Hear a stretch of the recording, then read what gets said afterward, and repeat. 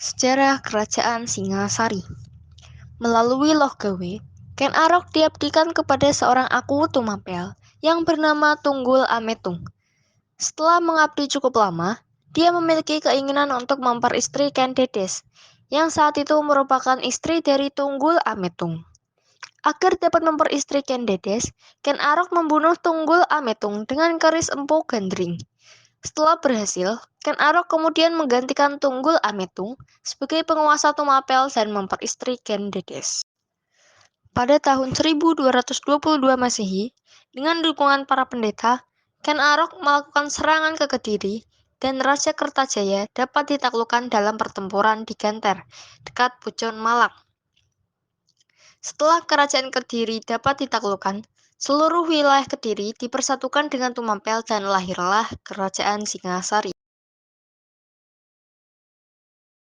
1. Ken Arok. Ken Arok merupakan anak seorang petani dari desa Pangkur, sebelah timur Gunung Kawi, Malang. Ibu Ken Arok bernama Ken Enduk. Setelah memperistri Ken Dedes dan menaklukkan Kediri, Ken Arok melahirkan sebuah kerajaan yang disebut Kerajaan Singasari. Ken Arok merupakan raja pertama setelah Kerajaan Singasari berdiri.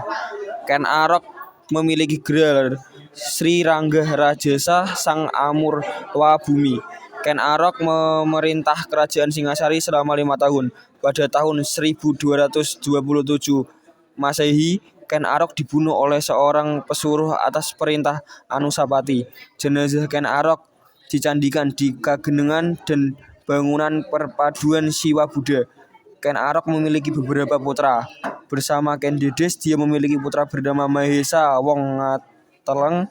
Bersama Ken Umang, Ken Arok memiliki 4 putra yaitu Panji Tohjoyo, Panji Sudatu, Panji Wergolo, dan Dewi Arimbi. Anusapati merupakan putra dari Ken Dedes dengan Tunggul Ametung setelah menyuruh orang untuk membunuh Ken Arok. Anusapati naik tata pada tahun 1227 Masehi. Walaupun Anusapati sudah memerintah selama 21 tahun, tetapi dia belum banyak berbuat untuk pembangunan kerajaan. Berita mengenai siapa yang membunuh Ken Arok sampai kepada Tohjoyo. Tohjoyo pun ingin membalas dendam kepada Anusapati. Tohjoyo kemudian berhasil membunuh Anusapati dan jenazahnya dicandikan di Candi Kidal dekat kota Malang sekarang. Anusapati meninggalkan seorang putra yang bernama Ronggowuni. 3. Tohjoyo. Setelah berhasil membunuh Anusapati, Tohjoyo naik tata. Tetapi masa pemerintahan Tohjoyo hanya singkat dikarenakan Ronggowuni yang merupakan putra dari Anusapati merasa berhak atas tahta kerajaan. Ronggowuni dibantu oleh Mahesa Cempaka yang merupakan putra Mahesa Wongateleng. Tohjoyo pun mengirim pasukan di bawah Lembu Ampal untuk melawan Ronggowuni. Dalam pertempuran tersebut, Lembu Ampal ternyata berbalik memihak Ronggowuni. Ronggowuni pun berhasil menduduki istana Singasari. Dalam serangan tersebut, Tohjoyo berhasil meloloskan diri, tetapi akibat luka-luka dia meninggal di daerah Katang Lombang. Ronggowuni.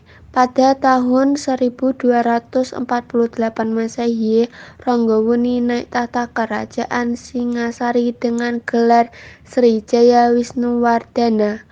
Ronggowuni didampingi oleh Mahesa Cempaka yang berkedudukan sebagai Ratu Anggabaya. Mahesa Cempaka memiliki gelar Narasimhamurti di bawah perintah Ronggowuni dan Mahesa Cempaka. Keadaan Singasari aman dan tentram, rakyat hidup dengan bertani dan berdagang. Ronggowuni juga memerintahkan untuk membangun benteng pertahanan di Canggulor.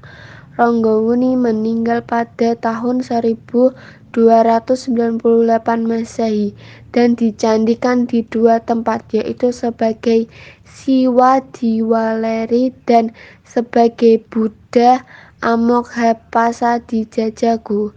Setelah Ronggowuni meninggal, Mahesa Cempaka pun meninggal. Kemudian dijadikan di Kumeper dan Budi Kucir. 5. Kertanegara.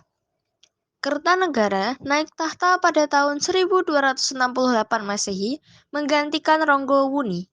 Kertanegara memiliki gelar Sri Maharajadiraja Sri Kertanegara. Kertanegara merupakan raja yang paling terkenal di Kerajaan Singasari.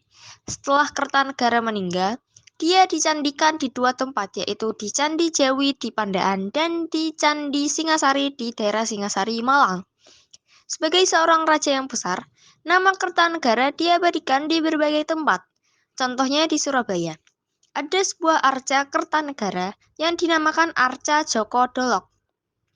Setelah Raja Kertanegara meninggal, berakhirlah Kerajaan Singasari. Perkembangan politik Singasari. Raja Kertanegara membentuk badan-badan pelaksanaan untuk menciptakan pemerintahan yang kuat dan teratur.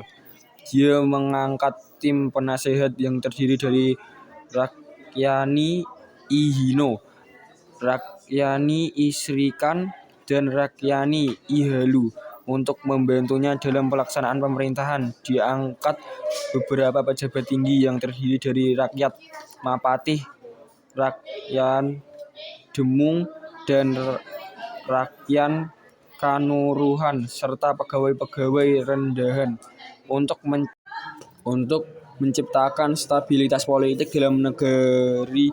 Raja Kertanegara melakukan penataan di lingkungan para pejabat.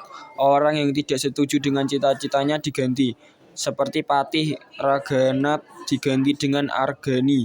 Wide dipindah ke Madura menjadi Bupati Sumeneb dengan nama Arya Wiraraja. Untuk memperkuat politik luar negerinya, Kertanegara menjalin hubungan dengan kerajaan lain yang ada di luar Kepulauan Indonesia, seperti dengan Raja Jaya Singawarman III dari Kerajaan Campa. Bahkan salah seorang saudara perempuan dari Kertanegara diperistri oleh Raja Jaya Singawarma III.